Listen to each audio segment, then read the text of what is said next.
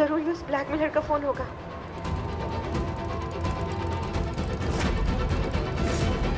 आगे देखो। अरे राइट जाओगे, लेफ्ट जाओगे कि रुको? मिराज को बोलो रुकने के लिए।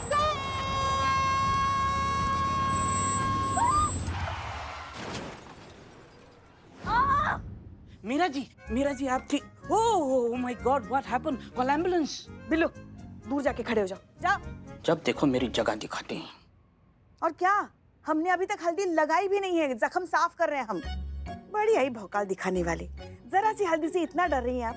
पता नहीं कहाँ की तुर्रम खाबनी घूमती फिरती है। हाथ सीधा कीजिए। ये लीजिए। हाँ, चोट लगती है तो दर्द तो होता ही है। ये जख्म की आवाज है, दूर तलक जाएगी। गुलजार साहब डाउनलोड किए हैं क्या? नहीं, नॉर्मल इंसान को चोट लगती है तो वो ऐसे ही रिएक्ट करता है। नॉर्मल इंसान ना ये कहाँ से आपको नॉर्मल इंसान नजर आती है? अगर ये इतनी नॉर्मल होती तो फिर झगड़ा ही किस बात का था। हमने भी हमारे लल्ला के लिए नॉर्मल बहू का ही सपना देखा था। हमारे नॉर्मल लल्ला के तो भाग्य फूट गया, क्या बताएं। सही कहा, मुझे भी चोट लगी है। क्या मैं आपकी तरह ओवर रिएक्ट कर रही हूँ? ओह, कहाँ चोट लगी? Oh my God. अंदरूनी चोट है, बाहर से नहीं दिखेगी। वायरिंग थोड़ी डैमेज हुई है। तो क्या हुआ माँ, थोड़ी सी हल्दी देना। हट। और तुम मशीन हो, हम इंसान हैं, कोई फर्क होता नहीं होता है। शायद आप भूल रही हैं, इसी मशीन ने आपको आग से बचाया था। राइट। ज्यादा जले पे नमक मत छिड़किए। अरे नमक कहाँ लगा रहे हैं हम तो हल्दी लगा रहे हैं, और हमें शांति से हल्दी लगाने दीजिए। लगता है कुछ ज्यादा ही जोर से लग गई करिश्मा मैडम। हाँ, चोट से दर्द नहीं लगता, हल्दी से लगता है। हाँ? क्या? ऐसा करिश्मा मैडम ही बोल रही थी, हम अपने मन से नहीं बोल रहे हैं। और आप केयरफुली ड्राइव करना चाहिए। वो तो अच्छा हुआ उन्हें छोटी मोटी चोट लगी, अगर आपकी लापरवाही की वजह से कोई सीरियस इंजरी हो जाती तो। देखिए मैडम, मैं वाकई बहुत शर्मिंदा हूँ।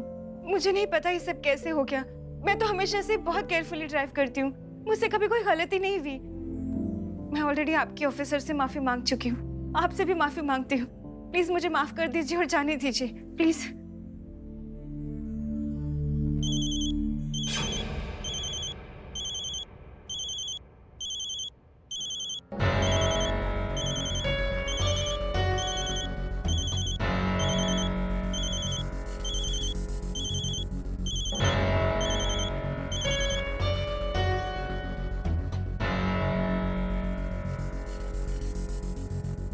आप ठीक है? एक मिनट मैडम, हाँ प्लीज।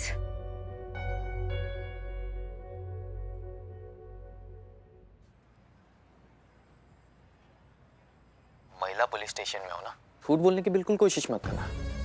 मैं थाने के बाहर ही हूँ, मेरी कंप्लेंट लिखाने आई हो ना। नहीं नहीं नहीं, आप गलत समझ रहे हैं। वो तो मैं गलती से पुलिस ऑफिसर की बाइक से टकरा गई, तो ये लोग मुझे यहाँ ले आए। मैं आपकी कंप्लेंट लिखाने नहीं आई हूँ, प्लीज ट्रस्ट मी। ये पहाड़ा ना किसी और को बढ़ाना। अभी के अभी पुलिस स्टेशन से बाहर निकलो, नहीं तो अगर मुझे गुस्सा आ गया ना तो बहुत पछताओगे तुम। हाँ हाँ हाँ, मैं अभी निकलती हूँ।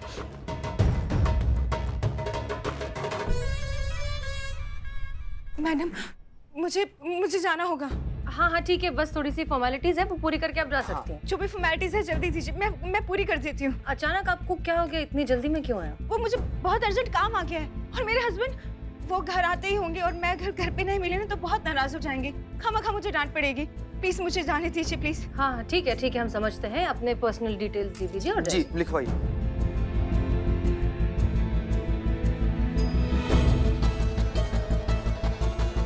हो गया मैडम से। ठीक है, आप जा सकती हैं। Thank you madam, thank you so much. अरे संतु जी क्या हो गया? आप ठीक तो है ना? नहीं नहीं, उनका इयरिंग। आपका एक इयरिंग मिसिंग है। क्या? Hearing missing? महंगी थी क्या? हाँ, 2 लाख की थी। 2 लाख? 2 लाख का? बाप रे, यहीं कहीं होगा, ढूंढिए बिलाल। प्लीज जल्दी ढूंढिए, 2 कहीं लाख गिरी होगी।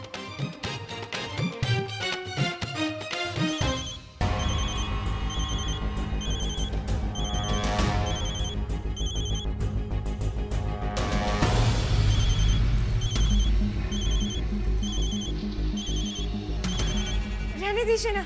हाँ? अरे आपका झुमका इतना महंगा? कोई बात नहीं, मुझे भी जाना है। एकदम 2 लाख का है। इतना महंगा झुमका?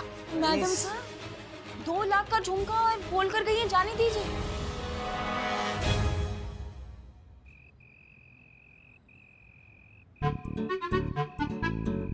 कहाँ मर गए सबकी सब?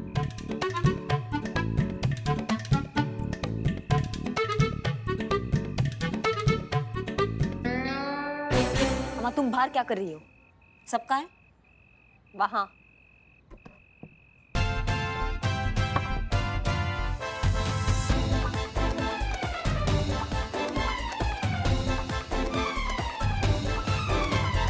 अम्मा क्या हो रहा है ये?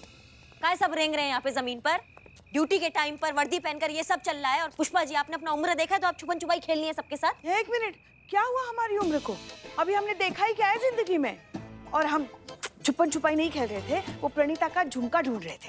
हाँ, पहले तो बरेली की बाजार में झुमका खोया करता था, अब लखनऊ के बाजार में झुमका खोया है, वो भी 2 लाख का। बताओ मैडम, 2 लाख का झुमका है। मैं तो देखना चाहती हूँ कि दिखता कैसा है। हाँ मैडम। ओए! ओए! अरे ढूंढो ढूंढो, जिसने भी ढूंढ निकाला ना उसको बदनाम स्पेशल चाय फ्री दूंगा। बट हमें नहीं चाहिए तुम्हारी चाय। और वैसे थाना की प्रतिष्ठा का सवाल है ना, ढूंढना तो पड़ेगा झुमका। करिश्मा मैडम, वन सेक। आप मीरा जी को कमांड दीजिए ना झुमका ढूंढने के लिए। हाँ मैडम, उनके तो बाएं आंख का खेल है, तुरंत ढूंढ देंगे madam. Please madam, please madam. हाँ लेकिन पुष्पा जी का प्लीज नहीं आ रहा है ना। माँ प्लीज बोल दीजिए ना। प्लीज ना, थोड़ा बत्ती सी दिखाइए, थोड़ा प्लीज वाला फील तो दीजिए हमको, है कि नहीं? प्लीज। झुमका ढूंढो।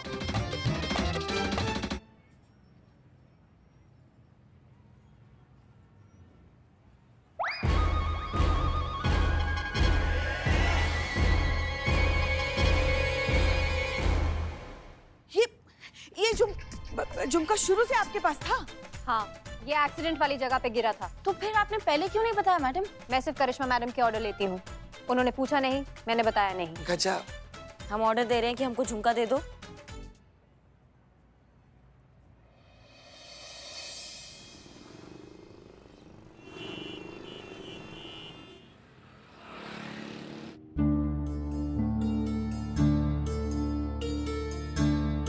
लगाओ।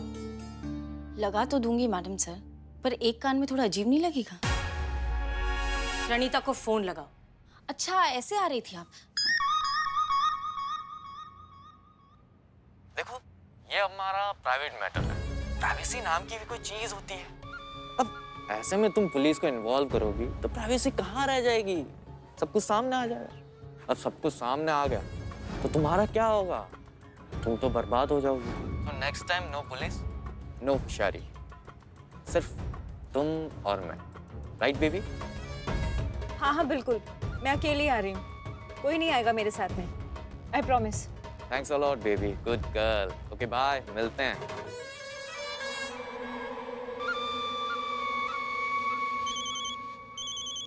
किसका फोन है?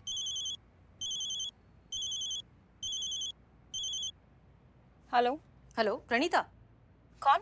हाय, हम हैं SHO हसीना मलिक, महिला पुलिस थाने से। आप हमारे थाने में आई थी, आपका ईयरिंग खो गया था। जी हाँ, हमने आपको यही बताने के लिए फ़ोन किया है कि आपका ईयरिंग मिल गया है।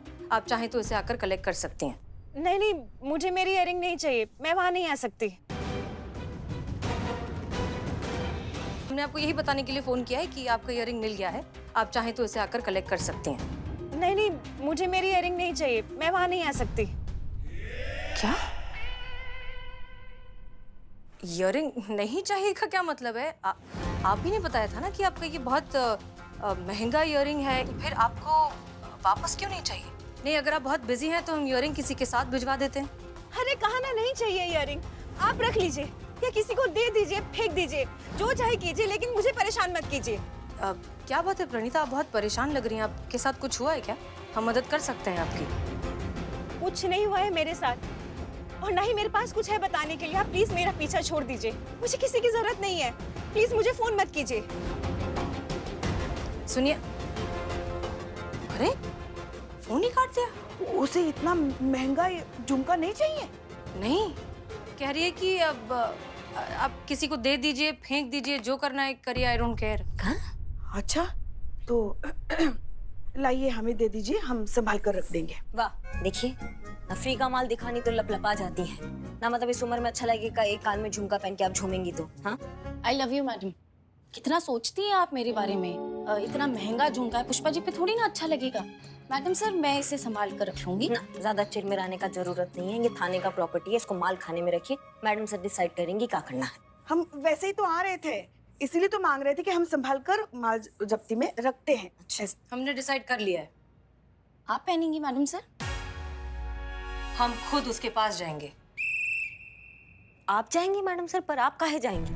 जब उसने खुद नहीं बोल दिया उसको झुमके से मतलब नहीं है, तो फिर आप इतना मतलब काहे रख रही हैं? हमें झुमके से नहीं, हमें उस औरत से मतलब है। हमें पता नहीं क्यों लग रहा है कि वो कुछ बहुत बड़ी मुश्किल में है, उसे हमारी मदद की जरूरत है, पर वो बोल नहीं पा रही है। फिर वही जज्बात का हमला। हम जज्बाती नहीं हो रहे हैं करिश्मा सिंह। आप खुद ही सोचिए, इतनी महंगी, इतनी कीमती चीज कोई अपनी ऐसे कैसे छोड़ सकता है? और अगर आपने नोटिस किया होगा तो जब वो आई थी तब उसकी बॉडी लैंग्वेज में एक अलग सा डर, एक एंजाइटी थी। अभी उसकी आवाज में हमें एक अजीब सी थरथराहट सुनाई दी, जैसे कि वो बहुत मुश्किल में हो। हमारा इंट्यूशन कहता है कि उसके साथ कुछ गड़बड़ है और उसे हमारी मदद की जरूरत है, सो हम करेंगे। हाँ, हमारी ड्यूटी मदद करना है, पर किसी के फटे में टांग अड़ाना नहीं। ऐसे तो आप उनके निजी जीवन में घुस के आप उनके दखल अंदाजी कर रही हैं ना, ये तो गलत हो गया ना मैडम सर। हमारी मानिए तो रहने दीजिए, उसको नहीं मदद का जरूरत है तो छोड़ दीजिए। नहीं, अगर हमें इतना स्ट्रांगली लग रहा है तो हम इतनी आसानी से छोड़ नहीं सकते। हम तसल्ली तो करेंगे कि वो ठीक है या नहीं। जीप निकालिए पुष्पा जी। जी मैडम सर। संतोष शर्मा, प्रणीता का एग्जैक्ट लोकेशन बताइए। मैडम सर, वो अभी भी मीनार मार्केट में ही है। अच्छा, ठीक है।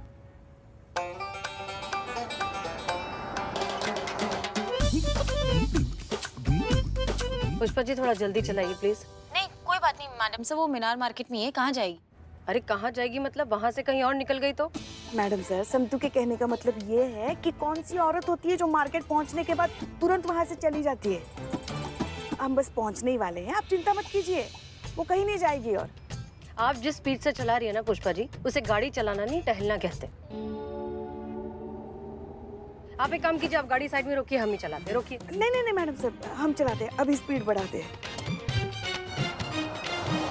मैडम सर, हमको तो नहीं लग रहा है कि उनको जरूरत है आपके मदद का। आप हमारी भाषा में इसको घूसपैठ कहते हैं, जो आप कर रही हैं, बेवजह उनका मदद।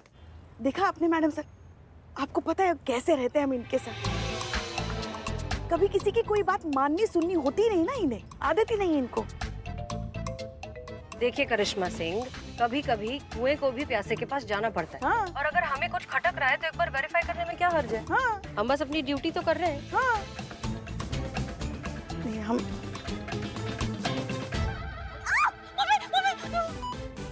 अरे आप देखा देखा, तुम तोपा होगा, देखो हमारा हाथ जला डाला। हाथ तो जला हुआ ही था ना। मैं तो आपके जख्म पे हल्दी लगा रही थी, आपकी हेल्प कर रही थी। आपको मुझे थैंक यू बोलना चाहिए और आप मुझे डांट रही हैं। Not fair. मांगा क्या हमने तुम्हारा मदद? धन्यवाद संतू। ना हम यही बात मैडम सर, क्या जिंदगी भर करोगी अब? हो गया, ठीक है, धन्यवाद। यही समझा रहे हैं हम मैडम सर को कि जब कोई मदद ना मांगे, जब कोई सलाह ना मांगे, उनका मदद नहीं करना चाहिए बेफालतू में। ये तुम गांठ बांधो इस बात का मीरा, कि अगर तुमसे कोई सलाह मांगे, कोई मदद मांगे ना, तो ही उसका मदद करना, वरना बिना बात के मत करना। समझ रही हो हमारी बात को? समझ रहे हैं, पर ये बात को गांठ बांधने वाली बात, प्लीज एक्सप्लेन। बात को गांठ कैसे बांधते हैं? ये जो लेके घूम रही हो ना तुम, इसको रख दो जाके। धन्यवाद तुम्हारा। ओके। ये ना हमारा दिमाग खा जाएगी किसी दिन पूरा। आ रहा हूँ मैं, इस बार कोई मिस्टेक नहीं। कोई मिस्टेक नहीं होगी, मैं बिल्कुल अकेली आई हूँ।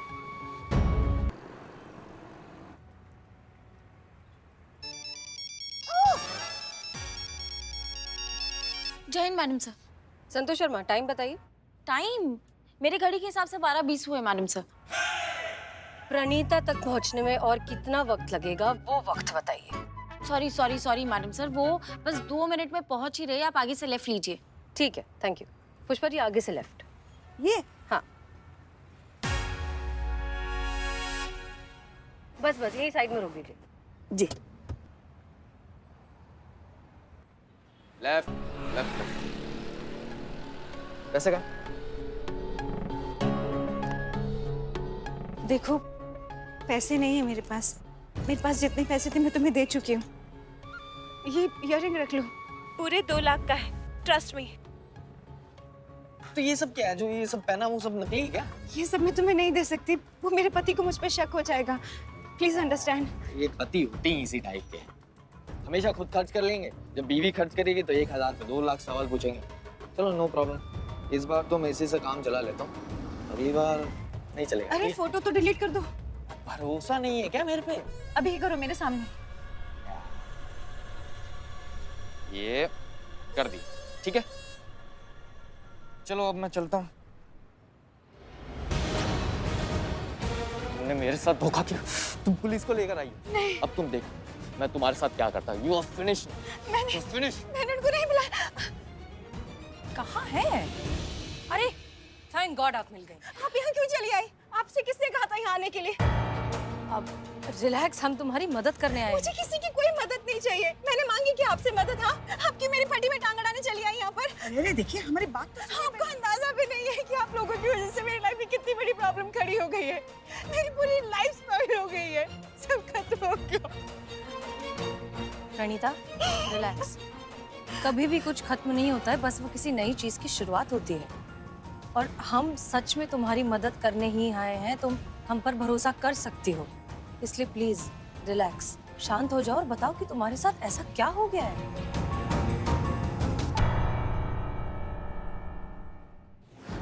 कुछ दिन पहले मुझे मेरे सोशल मीडिया अकाउंट पर किसी की फ्रेंड रिक्वेस्ट आई।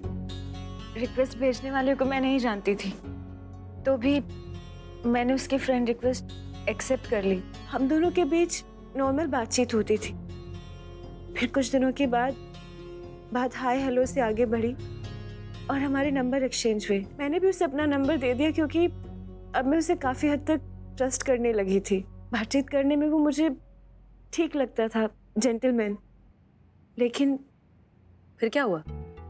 फिर एक दिन मुझे उसके नंबर से वीडियो कॉल आया और उसने कैमरा के सामने अपने कपड़े निकालने शुरू कर दी।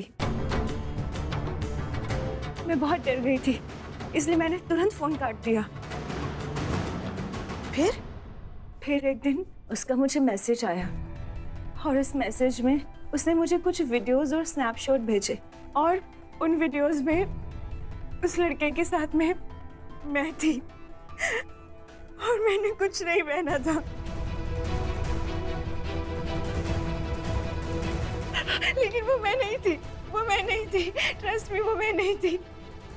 उसने किसी और के शरीर पर मेरा फेस लगा दिया था।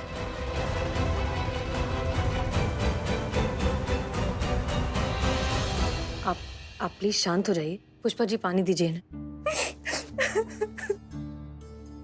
पानी पीजिए। शांति से बताइए आगे क्या हुआ। और फिर उसने अपना असली रंग दिखाना शुरू किया। उसने मुझे ब्लैकमेल करना शुरू किया। उसने मुझसे कहा कि अगर मैंने उसके पैसों की डिमांड पूरी नहीं की तो वो मेरी सारी वीडियोस और स्नैपशॉट सोशल मीडिया पर वायरल कर देगा। मैं बहुत डर गई थी, कभी लाख तो कभी 2 लाख। मैं अपनी सारी ज्वेलरी उसको दे चुकी हूँ। अब तो उस ईयरिंग के अलावा कुछ नहीं बचा था मेरे पास, वो भी दे दिया। और उसकी डिमांड खत्म नहीं होती। मैं क्या करूं, कहाँ जाऊं, किसे को, मुझे कुछ समझ में नहीं आ रहा। अगर पुलिस के पास आती तो उसे पता चल जाता। अपने पति को भी नहीं बता सकती और किसी और से कहने का तो कोई सवाल ही नहीं पैदा होता। मैं पूरी तरह से उसके जाल में फंस चुकी थी। आप प्लीज संभालिए अपने आप को। और उस दिन भी मैं उसकी ब्लैकमेल की रकम ही चुकाने जा रही थी। जिस दिन मेरी गाड़ी से आपकी बाइक का एक्सीडेंट हुआ, उसने मुझसे वादा किया था कि आखिरी इंस्टॉलमेंट देते ही अगर मैंने पुलिस को नहीं बताया तो वो मेरी सारी फोटोज और वीडियोस डिलीट कर देगा और मुझे ब्लैकमेल करना बंद कर देगा। आपकी इंटेंशन चाहे कितनी भी अच्छी क्यों ना हो मैडम जी, लेकिन आप लोगों के आने से सब कुछ खत्म हो गया। देखो प्रणीता, हम तुम्हारी तकलीफ अच्छे से समझते हैं, लेकिन कोई भी किडनैपर कभी आखिरी इंस्टॉलमेंट नहीं मांगता। ये सिलसिला तो चलता रहेगा। देखो हम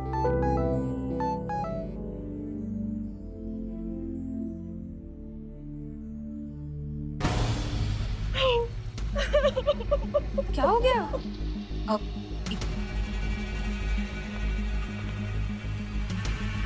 तुमने मुझे चीट किया, धोखा दिया, अब अंजाम भुगतो। मैंने तुम्हारे स्नैपशॉट्स, वीडियोस, फोटोज तुम्हारे पति को भेज दिए हैं। लव, राज।